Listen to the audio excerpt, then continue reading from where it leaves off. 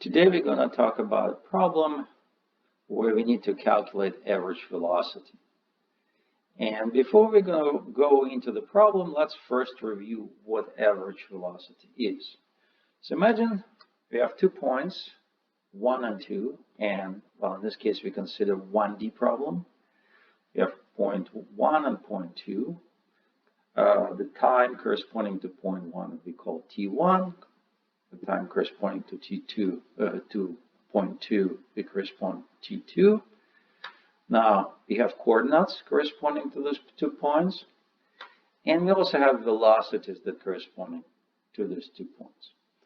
Now the definition of average velocity is simply the difference between coordinates divided by the difference in time. Okay, so essentially it's a distance you have to travel divided by the time we do this travel. Okay. Now this is the definition of average velocity, which is true for any kind of motion. Doesn't matter how we move, this is how we define average velocity. There's another formula, and that formula consists the velocities at the beginning of the trip, or at point 1 and point 2. It's v1 plus v2 over 2. But this formula only true if you're moving with a constant acceleration. So again, if you're moving with a constant acceleration, you can use both of these formulas. If you move in some other manner, you can only use the formula on top. Okay, the second formula does not apply. So, and what is actually, if you look at the graph, if you look at the dependence of distance with time, the question is, what is, how we can visualize average velocity. And to do that, what we need to do, we need to draw a straight line from point 1 and point 2.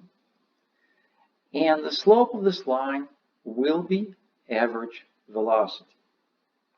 Okay? So just to give you a little bit more information, if you have a straight line, this is the formula, general formula that describes the straight line. P in this case is an intercept. It's the point where the green line intersects the vertical axis.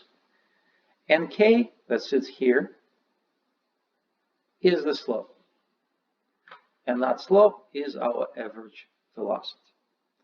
Now another fact from algebra, and that is if you look at this angle between the horizontal axis and the green line, I denote it as gamma, the slope will be tangent of that angle gamma.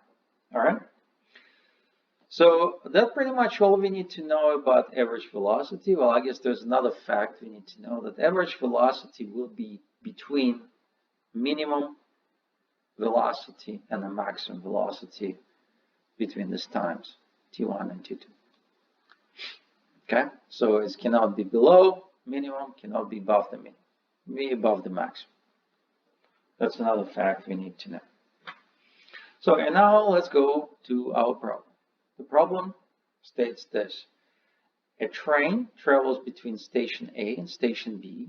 It speeds up with constant acceleration A in the first half of the trip and slows down with an acceleration of the same magnitude in the second half of the trip. Distance between the stations is S. Find the time when average velocity measured from the beginning of the trip is maximum. Also find the value of that maximum average velocity. And find the distance from the station A where it is achieved. All right, so let's just look at what we have. We have some path going from point A to point B. We have a middle point we call M, and what happened? The train accelerates from A to M with constant acceleration A, and then decelerates with the same acceleration from M to B. In the same acceleration in absolute value. Directionally, it's going to be the opposite. Okay. Now what we're going to do, we're going to introduce coordinate system. Coordinate system goes from A to B. That's the direction of increase in coordinate. So this is, I'm showing that A, acceleration here points from A to M because V, speed is increasing.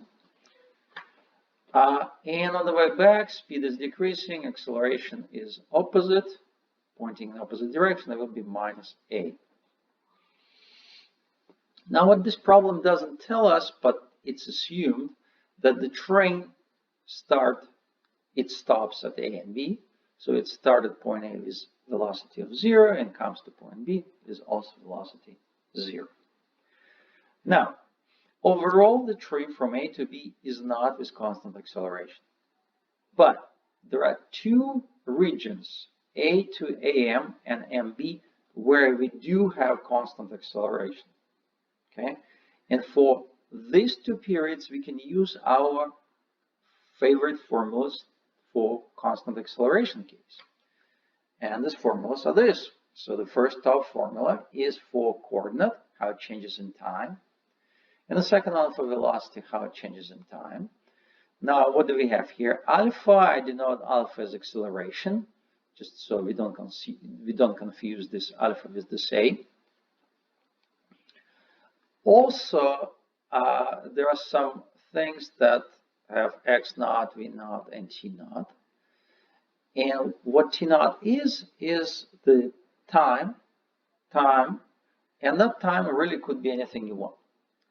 But this time is famous for the fact that that x naught is going to be coordinate of an object at time t naught. And v naught will be coordinate of the object, velocity of the object at the same time, t naught. So we have two regions, AM and MB. In both of those regions, we have to write different formulas because acceleration is different for both cases. In the first half of the trip, we'll assume that t naught is 0. We start at time 0 when we have point A. And that point we know that x naught and v naught are going to be 0. So the formulas simplify and they look like this. And that is for time from 0 to Tm. Tm is the time when the train reaches the point M. Now, when we travel from M to B, the formulas become a little bit more complicated. And that's because we have to include this T naught now. So in case of T naught, we're going to use Tm, time when the train is at point M. And at that point, velocity will be, we just denoted right now, Vm. Later we'll find it, what it is. And x naught at this point is basically half distance from A to B. It's s over 2. Okay? And this is the formula for V. Now, the other thing we notice that there's a minus sign, minus A, and that's because the acceleration here is minus A. Okay? Now, the other thing I want to mention that A in this formula is positive. And that's because we said the coordinates axis is going from A to B. And acceleration in the first half of the trip is in the same direction. All right. So now let's look first, investigate what's going on with V. Okay. So if we'll plot V, this is what we're going to see. So we start at 0 with 0 velocity, then we're linearly going up until we reach the middle point. We accelerate until we reach time Tm, and where we reach the maximum value of V equals to Vm, as we say here, and then we decelerate to 0 when we arrive at point B. Okay. So the maximum instantaneous velocity reached at the midpoint. Again, this is we're talking about instantaneous velocity, and this formulas we wrote for instantaneous velocity. And what we are asked in this problem is to find average velocity. Okay? All right. So now let's talk about coordinate. How coordinates, if you draw x versus t, how it's going to look. Well, first let's look at these formulas. Here it's at squared over 2. It's a quadratic function, so it's a parabola. And here it's also t squared. So if you open this parenthesis, t minus tm squared, you're going to get a term minus at squared over 2. All right. So in both cases, we have parabolas. But those parabolas are somewhat different. If you remember your algebra, if coefficient in front of t squared is positive, in this case, the curve looks like this. In our case, that's how it's going to look because a positive, 2 is positive, so a over 2 is positive. But in this case, we have minus a over 2. So the coefficient in front of t squared is negative. So the curve is going to look like this. So really what's happening when we look x over t plot, it's a kind of combination of those two plots. And that's how it's going to look. So we have the green curve. It's our first half of the trip. And then we have a red one. A red parabola is the second half of the trip. Now notice that the green parabola has a minimum at t equals to 0. And the red one has maximum at t equals to tb at the end point. And I mean, one way to see it, well, just solve the equations. I can say, well, just, it's clearly seen that that's what's going to happen if you know how this function look like. And here, if you basically calculate, find what Vm is or Tm is, you can actually get the actual formula, and you will find that this is what you're going to look. That's how it's going to look. But intuitive way to look at this is the following. So we're talking about instantaneous velocity. What instantaneous velocity is, it's a slope of the tangent line. Okay. Now, when we are at time 0, our velocity is 0. So the slope of tangential line should be horizontal, slope 0. And this is what you have. The axis itself, horizontal axis, plays a role of the tangential line at time equals to 0. Okay? And when we go to point B, again, this dotted line also plays a role of the tangential line. Okay? And then quadratic function, 0 slope represent minimum and maximum of the function. Now, the other thing we notice that those parabolas, they go from minus to plus infinity. We only interested in the interval from 0 to tb. So let's just simply get rid of the rest of the stuff.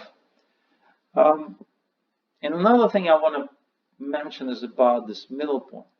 So this point, basically green parabola and red parabola meet, but they're not just only meet.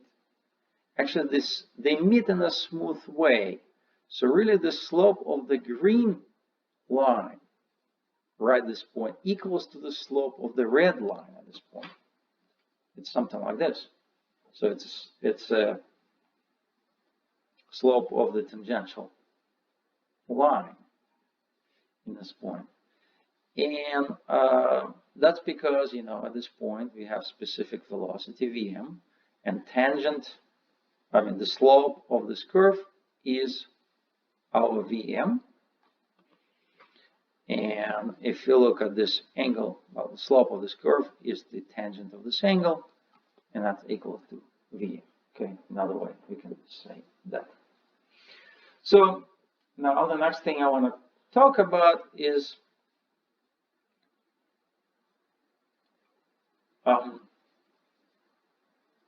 what can we do next, right? So the next thing we want to do, we can actually figure out how this formula should look for x and t, x and v in the first interval. We basically know how they look, but we don't know exact formulas for the second interval. And the reason for that, because we don't know right now what Vm is and what Tm is. Now let's find them. Now how do we find them? Very simple. If we look at the first interval, and the first interval, at the end of this interval, we're going to reach the point m, so at time Tm, x should be xm, and v should be Vm. If we look at a coordinate, xm is s over 2, so we get the expression like this. From this expression, as quickly we can find that Tm is square root of s over a. Now with v, a similar story. Vm is atm. Tm we already know. If you plug Tm there, we get Vm. So now we know both Tm and Vm. We can plug that in our equations. This is how the equation for coordinate is going to look. This is how the equation for velocity is going to look. Okay? Now, actually, this is sufficient to find a solution if you know enough calculus. Okay? So the solution will be is the following. First of all, let's remind ourselves what average velocity is. It's a difference in coordinate between the 2 points we are interested in divided by the time difference. Now, in our case, we're interested difference between time 0 and t. So in this case, t1 will take as 0. Well, in this case, x1 is going to be equal to 0. And our formula becomes like this. Looks like this, right? So it's just x of t divided by t. Obviously, average velocity will depend on t. Average velocity is a function of t. So obviously, it's going to be different function in the first half of the trip and the second half of the trip because x is a different function in both regions. Okay. So what we can do, we have this function v, and defined in 2 intervals, and now the question is where this function reaches the maximum. And the answer from calculus we know, so the answer is it happens either at the edges, at the boundaries of those intervals, so at points a, m, or b, or in the middle somewhere, in between this point, not in the middle, in between of this point. But if it occurs in between, in this case, derivative of this function at that point should be 0. Okay? So really, the solution would be check what this value is, v bar is, at points a, m, and b, and then also calculate derivative of this function, find the point t where this derivative is 0, and again, just calculate v bar at that point, and again compare. And whatever the maximum value is, that's the maximum value of v bar. Okay. Now we're not going to go this way. We're going to look at different other ways, and we're going to investigate this problem a little bit more. Okay. So first, let's look at the graph of x versus t, right? So let's pick up some point here. And let's say I'm interested in average velocity between 0 and 0.1. Well, we know that's the slope of the line that goes through 0.1 and 0.0. Okay, now let me pick up another point, point B. Again, I want to know what's the average velocity between 0 and 0.2. Again, the slope of this line. As you notice, the line goes up, the slope goes up. So point B has a high average velocity than point A, 0.1. So, and we can, pick up more points, draw more lines, and eventually we'll find that there is such a point 3 that gives us the maximum slope. We get the line, this orange line, give us the maximum possible slope. Okay, no other line will give us bigger slope. So any point here to the left of 0.3 and to the right of 0.3, they give us lower slope and lower average velocity. Okay, so that's going to be the point we're interested in actually. And let's call the time when we reach the 0.3 is tau, and the distance to this point is f. Okay. So coordinate, the equation for this line, the equation for this orange line, is going to look like x v max t, where v max is the maximum average velocity and the slope of this orange line. Right. Now, one thing to notice here, that this 0.3 occur on the red part of the tree. Okay, it happened between point M and point B. Okay, so now let's just put out the equations we got before for x and for v, and we actually are ready for solution number 2. And basically what we're trying to find is where this point. We need to find what Vmax is. We don't know what it is. We want to find tau and we want to find f. Those are 3 questions we need to answer. So what can we do? First of all, one condition we know that the straight line described by this formula and the red curve described by this equation have to meet at 0.3. So they both have to be, so if you pick up this point tau in time, they should both of these formulas should give me x equal to this f, right? And this is how we can express it. Now we can open up this x of t, just write down this formula for point t equals to tau. Okay, this is what we're going to get. And this is quadratic equation, well, with respect to tau, one thing. But the problem in this equation is this v bar max. So this really, we don't know this. We don't know tau, we don't know v bar max. So it's really, so far we have one equation, but 2 unknowns. To find the solution to the problem, we need to have another equation.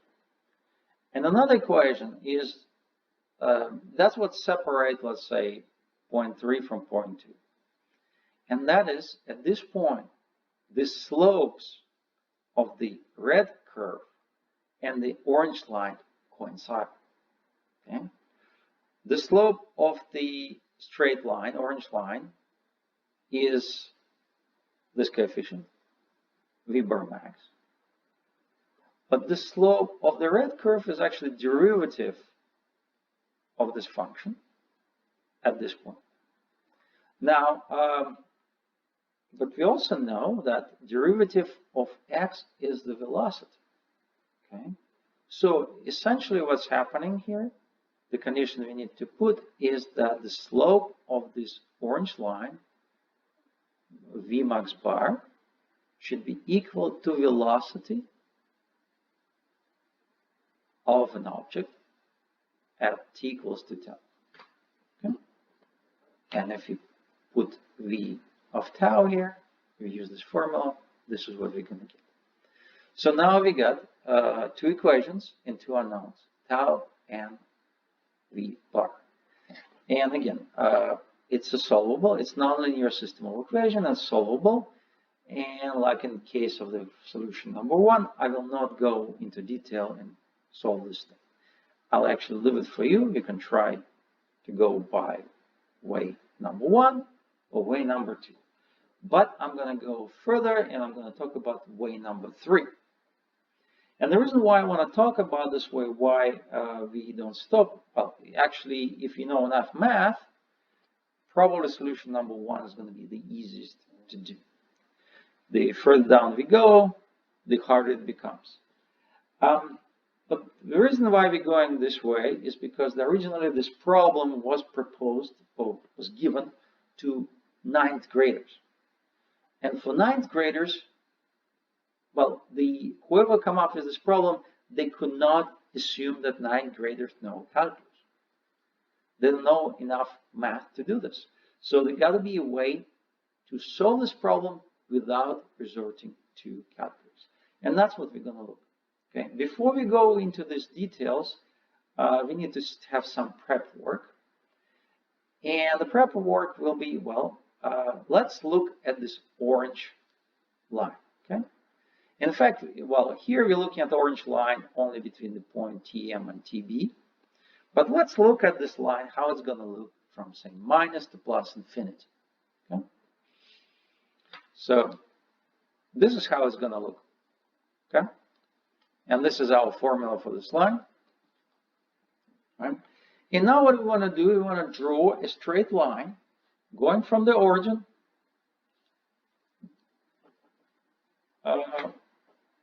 that goes and crosses this parabola.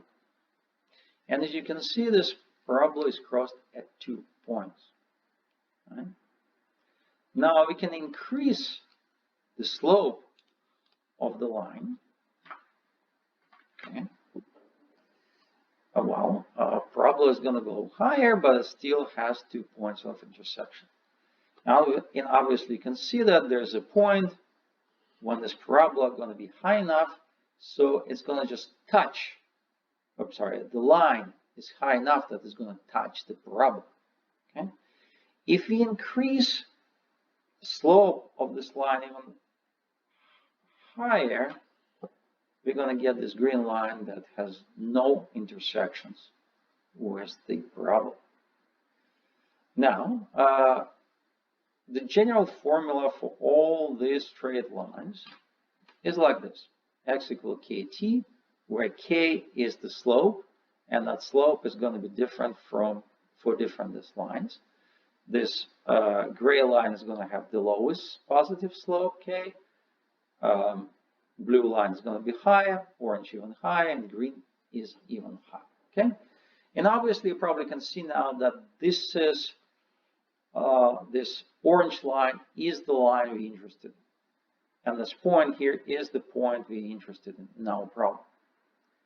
So, but now, so what's happening here? You see, if the slope is low enough, there are 2 intersections between the straight line and this parabola. But if its slope is just right, we're going to have 1 point where the straight line shares with the parabola. But if we increase it slope a little bit more, we have no common points between the straight line and the parabola. Okay? Right.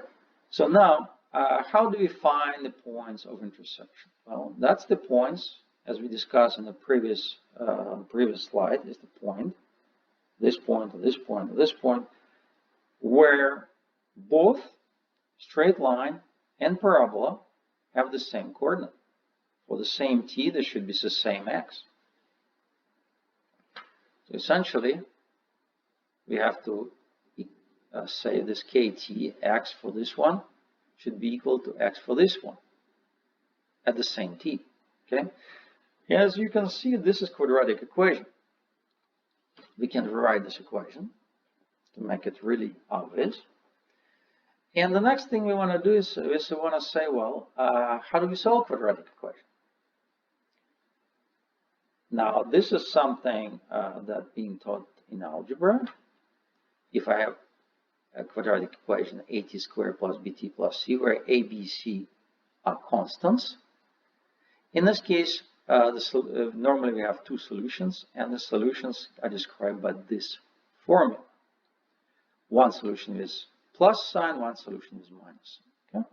So now please note that this a sitting here, this brown orange a, is different from this black a. Okay, this black a is acceleration. Here is the coefficient in quadratic equation. Okay, so what are we going to do now? If you look at this equation, we find that there is a term on the square root, which is b squared minus 4ac. This term has a name. It's called discriminant. And the behavior of our equation will depend on the sign of discriminant. If discriminant is positive, in this case we take a square root of positive number, which again positive number. In this case we're going to have minus b plus minus some positive number, and we're going to have two solutions. Now, if discriminant is 0, the square root is going to be 0, and we already have one solution, minus b over 2a. We're going to have one solution. And if d is negative, in this case we need to take square root of negative number, and there's no real numbers that satisfy this condition. So we're going to have 0 condition, 0 solutions. And those are kind of situations that correspond to different lines we have here on the plot. The gray line and the blue line correspond to the case of two solutions of our equation over here. This line, orange line, corresponds to the case when discriminant equals to 0 and we have one solution of this equation. And the green line corresponds to discriminant less than 0 when we have 0 solution. And it all defines actually how it's going to behave by this k. If k is small, discriminant is positive, two solutions. Now k grows up, eventually discriminant becomes 0. We have one solution. Now if you raise k just a bit, tiny bit, we get negative discriminant and we have no solution. So what we're interested in now here is the case with one solution, and that's the case where discriminant equals to 0. So let's rewrite things a little bit differently. And let's calculate this discriminant. So what we find in this formula, b squared minus 4ac, all we need to do is just find out what is b, what is a, what is c in this formula. Now, a is a coefficient in front of t squared. In our case, it's minus 8 over 2. B is coefficient in front of t. It's all these things in parentheses. And c will be this minus s. Okay? So, and this is how our discriminant is going to look like. Okay? And it has to be 0. So we're looking for k when this thing equals to 0.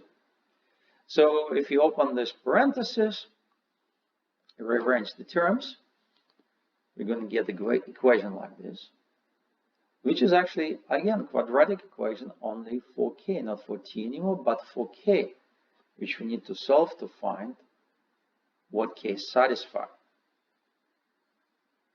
this condition. All right, again, we have equation of this type. Instead of t, we should use k. Now for this particular equation, and these are the solutions we're looking for. So a will be coefficient in front of k squared is 1. For b, it's going to be minus 4 times square root of as. And c will be 2as. All right? So in this case, we have our solutions based on this formula. If we clean them a little bit, we're going to get this answer. But what's interesting, we got two values of k. Okay? And the question is, which k is correct? Okay? Now, just remember that k is u bar max. Okay? So to find which of those two values is the correct one, let's go back to our problem.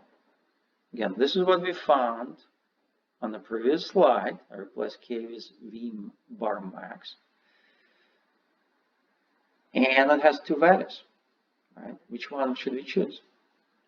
Now, to kind of figure out what it is, let's look at this plot for instantaneous velocity. As we discussed before, instantaneous velocity is maximum in the midpoint. And at that point we calculated previously, that value is square root of as. Now, I also told you that average velocity cannot exceed maximum value, right? So if you look at the case with plus sign, the value of square root of AS times 2 plus square root of 2 is definitely above square root of AS value. It's going to be higher. Okay? So, and because of that, that solution is not valid for our problem, and the solution that is valid is actually with the minus sign. So let's replace this. So we're done with V max. Okay?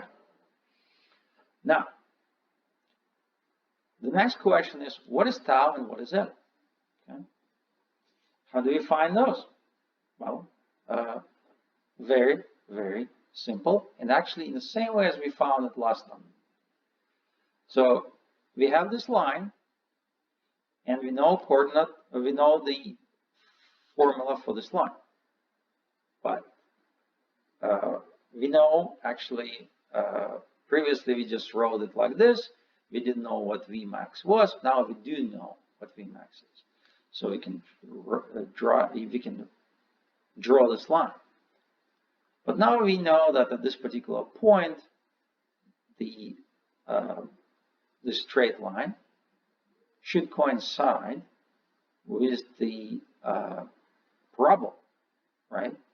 So at t equals to tau, this line and the parabola, formula for parabola, should give us L, x equal to L, right? So we talked about it in the previous solution. This is what's going to happen. If you plug this thing in, this is the equation we're going to get. Well, this is a quadratic equation. So again, by using the methods we described previously, we can find tau. And if you go through the work, you find that tau equals to square root of 2s over a. Square root of 2s over a. And now what we can do, we can calculate L, which is V bar max times tau, and that gives us this solution. All right, well, this is it.